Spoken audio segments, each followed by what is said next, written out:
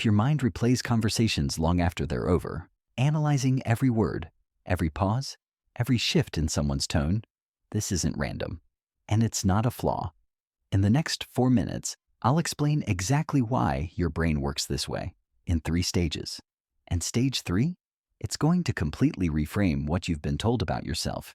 You notice things other people miss. While most people experience social interactions at 480 ppi, your brain processes them in 4K. Every conversation is a symphony of data, micro-expressions, vocal undertones, the things people don't say. Your mind is constantly running background processes that others don't even know exist. So when people wonder why you need time alone after socializing, it's because you've processed 10 times more information than anyone else in that room. You're not antisocial. You're not broken. You're running more complex software. This is why conversations replay in your head. Your brain is doing quality control. Did I say that wrong? Did they seem off?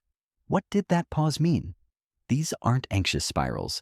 They're your brain's advanced error detection system at work. You've probably noticed you can be completely alone and feel totally at peace because your inner world is so rich, so detailed, so full of depth that shallow interactions feel like a downgrade. If any of this sounds familiar, stay with me, because what's happening in your brain has a name and a purpose. Inside your brain, there's a region called the anterior cingulate cortex.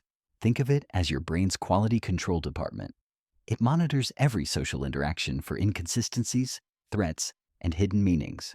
In people like you, this region is significantly more active than average. It's not malfunctioning. It's working exactly as designed. Your brain treats social environments like a security system treats a VIP event. Every face scanned, every tone analyzed, every inconsistency noted. Evolutionarily, this trait kept your ancestors alive, the ones who noticed subtle changes in others, a shift in loyalty, a hidden threat. They survived. You've inherited their gift. Their survival mechanism lives in your neural architecture. But here's the cost. This level of processing is energy intensive. Every social interaction draws from a limited daily reserve. This is why you can be incredibly social and then suddenly need to disappear. It's not that you don't like people. It's that your brain needs more recovery time per interaction. Solitude isn't avoidance. It's maintenance. Your neurochemistry literally requires downtime to reset. And when you honor that need, you return sharper than ever. So let's be clear about something important. Your brain isn't malfunctioning. It's preventing you from missing danger.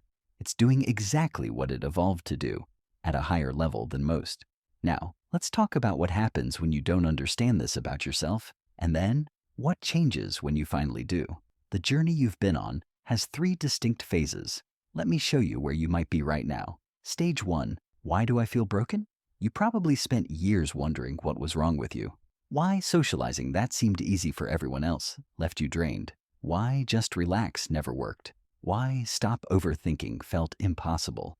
You may have tried to force yourself to be different, to think less, to care less, but fighting your own neurology is exhausting, and it never works. Stage 2, burnout, withdrawal, isolation. At some point, you started pulling back, not because you stopped caring, but because you couldn't sustain the energy cost of performing normalcy. The isolation felt necessary, maybe even comfortable, but also lonely. You might have wondered if you'd ever find people who truly understood. And then something shifts. Stage 3, the reframe. You start to see your trait not as a limitation, but as a capability. The overthinking, that's pattern recognition operating at an advanced level. The social exhaustion, that's the cost of processing depth that others can't access. The need for solitude, that's how high-performance systems maintain peak function. You're not an overthinker. You're an architect of insight. You see patterns others miss. You predict outcomes before they unfold. History's greatest thinkers, strategists, and innovators shared your neurology. They didn't succeed despite their depth of processing. They succeeded because of it. Your job isn't to become like everyone else. Your job is to find environments and relationships that honor how you're built. Fewer connections, but deeper ones. Less socializing, but more meaningful. This isn't limitation. This is optimization. And once you understand this about yourself, you stop apologizing for how you're wired. You start building a life that works with your nature, not against it. If this felt like someone finally understood your mind, you're not alone and you're not random. Subscribe. This channel is for minds like yours, for people who think deeper than average, who feel more than most. Welcome home.